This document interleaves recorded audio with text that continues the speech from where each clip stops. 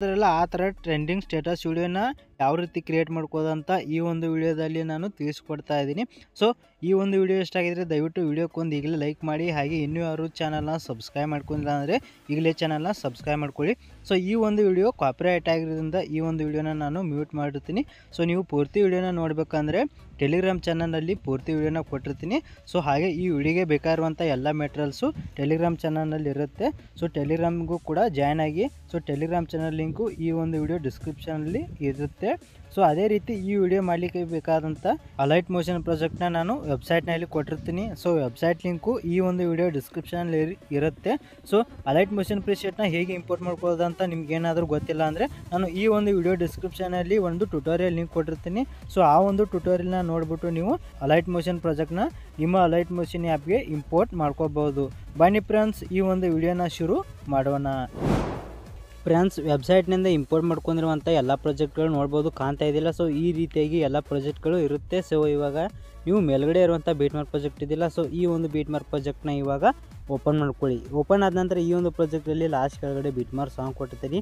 ಹಾಗೆ ಮೇಲ್ಗಡೆ ಬಂದುಬಿಟ್ಟು ನಮ್ಮ ಚಾನಲ್ ಲೋಗೋ ಇರುತ್ತೆ. ಅದೇ ರೀತಿ ಅದ್ರ ಮೇಲ್ಗಡೆ ನೋಡ್ಬೋದು ಈ ರೀತಿ ಬೀಟ್ ತಕ್ಕಂಗೆ ನಾನು 0 ಸೆಕೆಂಡ್ದಿಂದ ಈ ರೀತಿ ಬೀಟ್ಮಾರ್ಕ್ ಕೀಗಳನ್ನು 0 ಸೆಕೆಂಡ್ದಿಂದ ಈ ರೀತಿಯಾಗಿ ಇಲ್ಲಿ 31.17 ಸೆಕೆಂಡ್ ತನಕ ಈ ರೀತಿ ಕೊನೆ ಬೀಟ್ಮಾರ್ಕ್ ಕೀ ಮತ್ತು ಬೀಟ್ಮಾರ್ಕ್ ಸಾಂಗ್ನ ಆ್ಯಡ್ ಮಾಡಿರ್ತೀನಿ. ಸೊ ಇವಾಗ ನೀವು ಈ ರೀತಿ ಸ್ಕ್ರೋಲ್ ಮಾಡ್ತಾ ಇಲ್ಲಿ 0 ಸೆಕೆಂಡ್ಗಿರುವಂಥ ಮೊದಲನೇ ಬೀಟ್ಮಾರ್ಕ್ ಇದೆಯಲ್ಲ, ಸೊ ಈ ಒಂದು 0 ಸೆಕೆಂಡ್ಗಿರುವಂಥ ಮೊದಲನೇ ಬೀಟ್ಮಾರ್ಕ್ ಕೀಗೆ ಬಂದುಬಿಟ್ಟು ನಿಮಗೆ ಬೇಕಾಗಿರುವಂಥ ಯಾವುದಾದ್ರೂ ಒಂದು ಫೋಟೋನ ಆ್ಯಡ್ ಮಾಡ್ಕೊಳ್ಬೇಕಾಗುತ್ತೆ.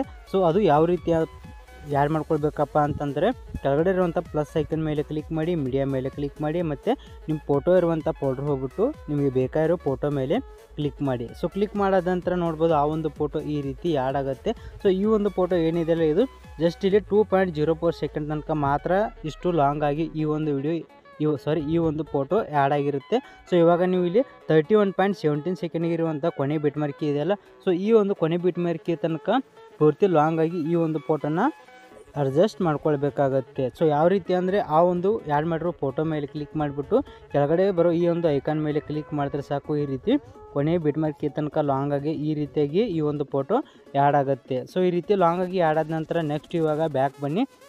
ಸೊ ಇಲ್ಲಿ ಬ್ಯಾಕ್ ಬಂದುಬಿಟ್ಟು ಇಲ್ಲಿ ಮಧ್ಯೆ ಇರುವಂಥ ಸೇಕೆ ಪ್ರಾಜೆಕ್ಟ್ ಇದೆಯಲ್ಲ, ಸೊ ಈ ಒಂದು ಸೇಕೆ ಪ್ರಾಜೆಕ್ಟ್ನ ಇವಾಗ ಓಪನ್ ಮಾಡ್ಕೊಳ್ಳಿ. ಓಪನ್ ಆದ ನಂತರ ಈ ಒಂದು ಪ್ರಾಜೆಕ್ಟಲ್ಲಿ ನಾನು ಈ ರೀತಿಯಾಗಿ ಗ್ರೀನ್ ಕಲರ್ ಲೇಯರ್ನ ಕೊಟ್ಟಿರ್ತೀನಿ. ಸೊ ಈ ಲೇಯರ್ ಮೇಲೆ ಕ್ಲಿಕ್ ಮಾಡಿ, ಡಬಲ್ ಪ್ಲಸ್ ಬಾಕ್ಸ್ ಮೇಲೆ ಕ್ಲಿಕ್ ಮಾಡಿ, ಮತ್ತು ಇಲ್ಲಿ ಹಲವಾರು ಆಪ್ಷನ್ ಬರುತ್ತೆ. ಇವಾಗ ನೀವು ಕಾಪಿ ಲೇಯರ್ ಅನ್ನೋ 3ನೇ ಆಪ್ಷನ್ ಇದೆಯಲ್ಲ, ಸೊ ಈ ಒಂದು 3ನೇ ಆಪ್ಷನ್ ಮೇಲೆ ಕ್ಲಿಕ್ ಮಾಡಿಬಿಟ್ಟು ನೆಕ್ಸ್ಟು ಬ್ಯಾಕ್ ಬನ್ನಿ. ಸೊ ಬ್ಯಾಕ್ ಬಂದುಬಿಟ್ಟು ಮತ್ತೆ ಮೇಲ್ಗಡೆ ಇರುವಂಥ ಬೀಟ್ಮಾರ್ಕ್ ಪ್ರಾಜೆಕ್ಟ್ ಇದೆಯಲ್ಲ, ಸೊ ಆ ಒಂದು ಪ್ರಾಜೆಕ್ಟ್ನ ಓಪನ್ ಮಾಡ್ಕೊಳ್ಳಿ.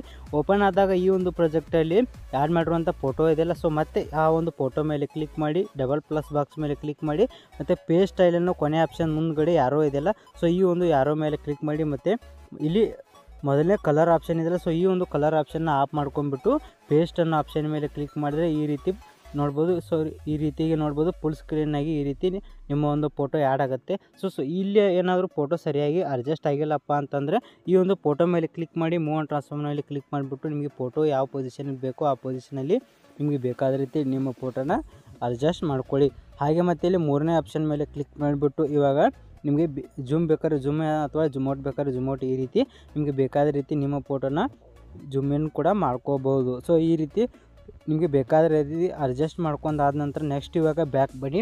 ಸೊ ಇಲ್ಲಿ ಬ್ಯಾಕ್ ಬಂದುಬಿಟ್ಟು all text and 3D project ಇದೆಯಲ್ಲ, ಸೊ ಈ ಒಂದು ಪ್ರಾಜೆಕ್ಟ್ನ ಓಪನ್ ಮಾಡ್ಕೊಳ್ಳಿ. ಓಪನ್ ಆದ ನಂತರ ಈ ಒಂದು ಪ್ರಾಜೆಕ್ಟಲ್ಲಿ ನೋಡ್ಬೋದು ಇಲ್ಲಿ ಪೂರ್ತಿ ಮೇಲ್ಗಡೆ 3D ಲೇಯರ್ನ ಕೊಟ್ಟಿರ್ತೀನಿ. ಹಾಗೆ ಇಲ್ಲಿ ಲಾಸ್ಟ್ ಕೆಳಗಡೆ ಬಂದುಬಿಟ್ಟು ಟೆಕ್ಸ್ಟ್ ಪೇಂಜನ್ನು ನಾನು ಈ ರೀತಿ ಕನ್ನಡ ಟೆಕ್ಸ್ಟ್ ಪೇಂಜ್ಗಳನ್ನು ಈ ಒಂದು ಪ್ರಾಜೆಕ್ಟಲ್ಲಿ ಆಲ್ರೆಡಿ ನಾನು ಇಲ್ಲಿ ಎಲ್ಲ ಪೇಂಜ್ಗಳನ್ನು ಈ ಒಂದು ಪ್ರಾಜೆಕ್ಟಲ್ಲಿ ಈ ರೀತಿ ಆ್ಯಡ್ ಮಾಡಿರ್ತೀನಿ. ಸೊ ಇವಾಗ ನೀವು ಇಲ್ಲಿರುವಂಥ ಎಲ್ಲ ಟೆಕ್ಸ್ಟ್ ಪೇಂಜ್ ಮತ್ತು 3D ಲೇಯರ್ನ ಕಾಪಿ ಮಾಡ್ಕೊಂಡ್ಬಿಟ್ಟು ಎಡಿಟ್ ಮಾಡ್ತಿರುವಂಥ ಬೀಟ್ಮಾರ್ಕ್ ಪ್ರಾಜೆಕ್ಟ್ ಇದೆಯಲ್ಲ, ಸೊ ಆ ಒಂದು ಬೀಟ್ಮಾರ್ಕ್ ಪ್ರಾಜೆಕ್ಟ್ನಲ್ಲಿ ಪೇಸ್ಟ್ ಮಾಡಬೇಕಾಗುತ್ತೆ. ಸೊ ಯಾವ ರೀತಿ ಅಂದರೆ ಇವಾಗ ಮೊದಲು ಇಲ್ಲಿ 3D ಲೇಯರ್ ಇದೆಯಲ್ಲ, ಸೊ 3D ಲೇಯರ್ ಮುಂದ್ಗಡೆ ಈ ರೀತಿ ಐ ಬಟನ್ ಇದೆಯಲ್ಲ, ಸೊ ಐ ಬಟನ್ ಮೇಲೆ ಲಾಂಗ್ ಪ್ರೆಸ್ ಮಾಡಿದ್ರೆ ಸಾಕು ಈ ರೀತಿ 3D ಲೇಯರ್ ಅನ್ನೋದು ಸೆಲೆಕ್ಟ್ ಆಗುತ್ತೆ. ಸೊ ನೆಕ್ಸ್ಟ್ ಇವಾಗ ಉಳಿದಿರುವಂಥ ಎಲ್ಲ ಟೆಕ್ಸ್ಟ್ಗಳನ್ನು ಈ ರೀತಿಯಾಗಿ ನೀವು ಒಂದು ಬಿಡದಂಗೆ ಎಲ್ಲ ಟೆಕ್ಸ್ಟ್ಗಳನ್ನು ಈ ರೀತಿ ಒಂದೊಂದಾಗಿ ಸೆಲೆಕ್ಟ್ ಮಾಡ್ಕೊಳ್ಬೇಕಾಗತ್ತೆ. ಸೊ ಎಲ್ಲ ಟೆಕ್ಸ್ಟ್ಗಳನ್ನು ಈ ರೀತಿಯಾಗಿ ನೀವು ಸೆಲೆಕ್ಟ್ ಮಾಡ್ಕೊಳ್ಳಿ. ಸೊ ಈ ರೀತಿ ಸೆಲೆಕ್ಟ್ ಆದ ನಂತರ ನೆಕ್ಸ್ಟ್ ಇವಾಗ ಡಬಲ್ ಪ್ಲಸ್ ಬಾಕ್ಸ್ ಇದೆಯಲ್ಲ, ಸೊ ಈ ಒಂದು ಡಬಲ್ ಪ್ಲಸ್ ಬಾಕ್ಸ್ ಮೇಲೆ ಕ್ಲಿಕ್ ಮಾಡಿ, ಮತ್ತು ಕಾಪಿ 23 ಲೇಯರ್ಸ್ ಅನ್ನೋ ಆಪ್ಷನ್ ಇದೆ, ಸೊ ಆ ಒಂದು ಆಪ್ಷನ್ ಮೇಲೆ ಕ್ಲಿಕ್ ಮಾಡಿಬಿಟ್ಟು ನೆಕ್ಸ್ಟು ಬ್ಯಾಕ್ ಬನ್ನಿ. ಸೊ ಬ್ಯಾಕ್ ಬಂದುಬಿಟ್ಟು ಇಲ್ಲಿ ಮತ್ತೆ ಮೇಲ್ಗಡೆ ಇರುವಂಥ ಬೀಡ್ಮಾರ್ಕ್ ಪ್ರಾಜೆಕ್ಟ್ ಇದೆಯಲ್ಲ, ಸೊ ಈ ಒಂದು ಬೀಡ್ಮಾರ್ಕ್ ಪ್ರಾಜೆಕ್ಟ್ನ ಓಪನ್ ಮಾಡ್ಕೊಳ್ಳಿ.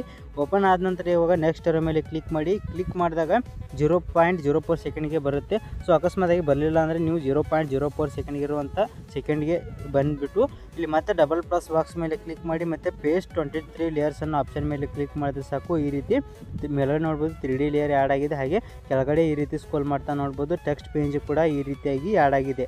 ಸೊ ಈ ರೀತಿ ಟೆಕ್ಸ್ಟ್ ಪೇಜ್ ಮತ್ತು 3D ಲೇಯರ್ ಆ್ಯಡ್ ಆದ ನಂತರ ನೋಡ್ತಾ ಇರ್ಬೋದು ಕಂಪ್ಲೀಟಾಗಿ ಈ ಒಂದು ವಿಡಿಯೋ ಯಾವ ರೀತಿ ಕಾಣ್ತಾ ಇದೆ ಅಂತ. ಸೊ ಇವಾಗ 3D ಲೇಯರ್ ಅನ್ನೋದು ಇನ್ನೂ ಆ್ಯಕ್ಟಿವ್ ಆಗಿಲ್ಲ. ಅದನ್ನ ಯಾವ ರೀತಿ ಆ್ಯಕ್ಟಿವ್ ಮಾಡ್ಕೋಬೇಕಂದ್ರೆ ಇಲ್ಲಿ ಕಾಣುವಂಥ ಈ ಒಂದು ಐಕಾನ್ ಮೇಲೆ ಕ್ಲಿಕ್ ಮಾಡಿ. ಕ್ಲಿಕ್ ಮಾಡಿಬಿಟ್ಟು 3D ಆಪ್ಷನ್ ಮೇಲೆ ಕ್ಲಿಕ್ ಮಾಡಿದ್ರೆ ಸಾಕು. ಈ ರೀತಿ ನೋಡ್ಬೋದು ಈ ಒಂದು 3D ಲೇಯರ್ ಆ್ಯಕ್ಟಿವ್ ಆಗುತ್ತೆ. ಆ್ಯಕ್ಟಿವ್ ಆದ ನಂತರ ನೋಡ್ಬೋದು ಆಟೋಮೆಟಿಕ್ಕಾಗಿ ಯಾವ ರೀತಿ ಜೂಮ್ ಇನ್ ಮತ್ತು ಜೂಮ್ ಔಟ್ ಈ ರೀತಿ ಆಗ್ತಾ ಇದೆ ಅಂತ.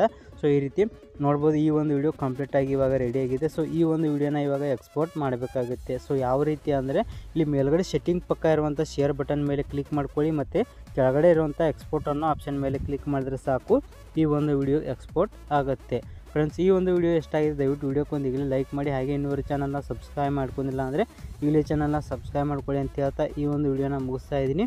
ಬಾಯ್ ಫ್ರೆಂಡ್ಸ್, ಮುಂದಿನ ವಿಡಿಯೋದಲ್ಲಿ ಸಿಗೋಣ. ಟೇಕ್ ಕೇರ್, ಬಾಯ್.